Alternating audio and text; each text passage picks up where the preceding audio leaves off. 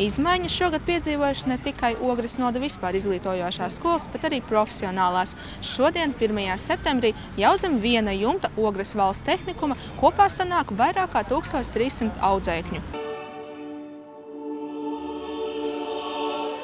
Nekas nemainīsies ikdienā, bet skola iegūs prestižāku statusu. Tā runājot par mācībām Ogres valsts tehnikumā, saka bijušie Ogres profesionālās, amatniecības vidusskolas un meža tehnikuma audzēkņi. Vismazākās pārmaiņas izjutīs 4. kursu studenti, kuriem jau pēc pāris mēnešiem sāksies prakses. Vēl īsti mums tā neizskaidroja, kāpēc viņa jāapvieno un kāpēc viņa apvieno. It kā pretenzija par to nav. Jā, tur viss paliek savās vietās un viss ir apmierināti. Jā, domāju, ka nebūs vairs tāda problēma, kā bija katrai atsevišķi, ka skolas savā starpā, teiksim, plūcās. Jā, bet tagad viss ir vienā, domāju, ka būs daudz savādāk. Vienmērīgi un nebūs vairāk tā. Jā. Kurā kursā jūs mācāties? 1. kursā. 1. kurs jums pašām? Jā. Un kad nācāt pieteikties, jau zinājāt, ka tas būs valsts tehnikums? Jā, es nezināju. Jā. Kādas profesijas esat izvēlējušās tur? Man ir klientu apkalpošanas speciālists. Skolas administrācija un pedagoģi ambīcijas neslēpj padarīt Ogres valsts tehnikumu par vienu no labākajām izglītības iestādēm Latvijā. Plāni, kā turpināt attīstību, ir. Tas notiks cieši sadarbojoties skolas kolektīvam un sadarbības partneriem darba devējiem. Mums ir jākļūst par profesionālas izglītības kompetences centru. Un profesionālas izglītības kompetences centrs ir ļoti moderna, ļoti inovatīva izglītības iestāde. Un izaicinājums ir tas, lai mēs pareizi izmantotu Eiropas piešķirto naudu un tiešām izveidotu darba tirgus prasībām atbilstošu izglītības iestādi.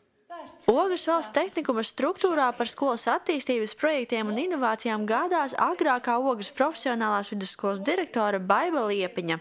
Ar kultūru un mākslām saistīto nozaru jautājumus risinās bijušās amatniecības vidusskolas vadītāja Astra Rubene.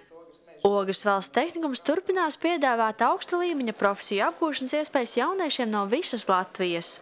Kāpēc izvēlēties profesionālo izglītību izvēlēties? Tāpēc, kad augstskolās, kur grib iet, tur dod vairāk profesionālu izglītību.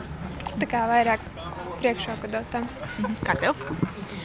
Es vairāk pati izdomāju to, tāpēc arī es izvēlējos tieši profesionālo izglītību. Ja es nosaucu šīs profesijas, kas ir mežs un koks, un mežsaimniecība un kokapstrāde līdz ar to, kas ir viena no galvenām pamat nozarēm Latvijas valstī, ja tā ir datorika un elektronika, kas ir viens no vispār valstu konkurētspējas pamatiem, gan arī mākslas un dizaina dažādi veidi, kas ir visa mūsu ikdienas dzīve kopā, gan arī, kas ir saistīts ar ēdināšanu un uzņēmēju darbību pats par sevi komerczinības, grāmatvedība un arī lietvedība. Visas pieprasītas profesijas.